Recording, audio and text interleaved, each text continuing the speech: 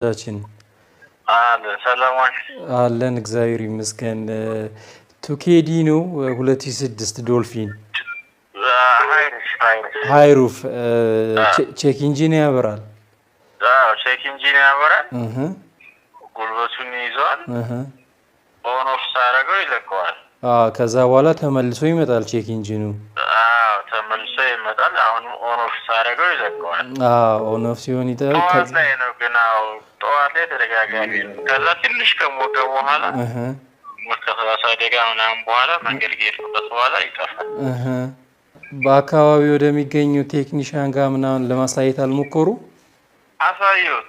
እሺ ሙሉ መጀመሪያ ኖዝሎችን አሳየኋቸው። እሺ ኖዝሉን ሲታይ ኪት ይፈልጋል፣ መርፌ ይፈልጋል ተባለ። ተቀየረለ። እሺ ከዛ በኋላ ደግሞ ተመልሶ ከኖርማል ሆነና ከሳምንት በኋላ ደግሞ ተመልሶ መጣ። ግን ከኖዝሉ ባሻገር ስካነር ምናምን ተጠቅመው ቼክ ሊያደርጉት ወይም ደግሞ ኢሬዝ ሊያደርጉት አልሞከሩለትም? አይተውታል። እንትን ነው የሚለው ፊውል ላርጅ ነው የሚለው። እሺ ፊውል ላርጅ ነው የሚለው። ከዛ ኮምፒውተሮች ምንም ማስተካከሎች አሉ። መጨረሻ ላይ ኤሌክትሪሻን ጋር እሺ ኤሌክትሪሻን ጋር ሂጄ ደግሞ ሙሉ መስመሩ ተበትኖ እሺ ቢነካካ ነገር አለው ብለው ያን ተበትኖ ታየ። እሺ ከዛ አሁንም ከሳምንት በኋላ ደግሞ ተመልሶ መጣ። ኦኬ እና እንደዚህ የሆነ እያስቸገረ ሌላ መፍትሄ ምን ይኖረዋል? በቃ ተመልካቾቻችን ጠብቀን እናብራራዋለን በደንብ አድርገን።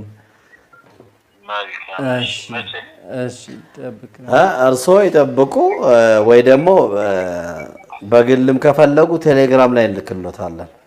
ወይ አዳምጡ፣ እዚሁ አሁን ቴሌግራም አለ። በቃ ወይ አዳምጡ። እሺ ተመልካቻችን ያነሳው ጥያቄ ቼክ ኢንጂን ይበራል፣ ከዛ በመሀል ይጠፋል። አሁን ምንድን ነው መሰለ ኢንጀክተር ኖዝል ኮምፐንሴሽን ኮድ አለው። አምጥተህ ብትቀይርለት ብቻውን ጥቅም የለውም። ኢንጀክተር ኖዝሎች ለምሳሌ ዴልፍ፣ ዴንሶ፣ ብዙ ቦስ ልታነሳ ትችላል። እነዚህ የታወቁ የጀርመን ኩባንያዎች ናቸው። ኢንጀክተር ኖዝሉን ትቀይርለታለህ። ኢንጀክተር ኖዝሉን ከቀየርክለት በኋላ ግን ኮምፒውተር ላይ ካላስተዋወቀው ጭስ በጭስ ነው የሚሆንብህ፣ ወይ ቼክ ኢንጂኑ ይመጣል። እንደዚህ አይነት ችግር ውስጥ ነው የምትገባው። ስለዚህ አንድ የመጀመሪያ ሊታይ የሚገባው ነገር እና ያላዩት ነገር ምናልባት ኤሌክትሪሻኖቹ በወቅቱ የዚህ የኢንጀክተር ኖዝል ኮምፐንሴሽን ኮድ ወይም የማስተዋወቅ ስራ የግድ ወሳኝነት አለው ማለት ነው። ስለዚህ ይሄንን ካስተዋወቁ የመጀመሪያው ምናልባት ሊቀረፍ ይችላል።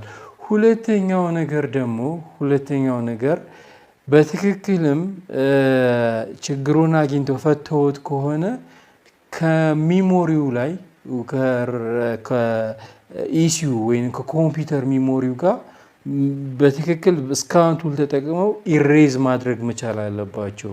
ሁለተኛው መንገድ ይሄ ነው። ኢሬዝ አድርገውት ድጋሚ የሚመጣ ከሆነ ችግሩ አልተፈታም ማለት ነው። ኦኬ ችግሩ ያልተፈታበት ምክንያት ምንድን ነው? አይ ቲንክ ላርጅ ፊውል ነው ብሎ እየነገረን ነው የሚለው ስካነር ቱሉ ላይ ወይም ደግሞ ማሽኑ ላይ ስካን ቱሉ ላይ ላርጅ ፊውል ምንድን ነው? ለምን መጣ? ይሄ ዳይሬክት ከፊውል መስመሩ ጋር ብቻ ሄደ ማየት መቻል የለብህም። ፊውል መስመሩ ጋር ተያይዞ ወይም ከፊውሉ ጋር ተያይዞ ሌሎች ችግሮች አብሮ በተጓዳኝ የሚመጡበት ሁኔታ አለ። ስለዚህ ለምሳሌ ማፕ ሴንሰር ማለት ምን ማለት ነው? ማኒፎልድ አብሶሉት ፕሬሸር ሴንሰር ነው።